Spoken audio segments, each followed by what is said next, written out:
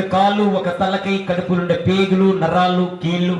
మొత్తం సాగిపోయి ఇది ఒక పట్టిని నొమ్మలి చిన్న ఒక మూట కట్టాలి. ఒక ఫుట్బాల్ బ్యాలిస్ छोटा वाला छोटा मोटी बंदर रे इका का काम दिखा लेंगे हर का काम बैलेंस जागृता हरियाणा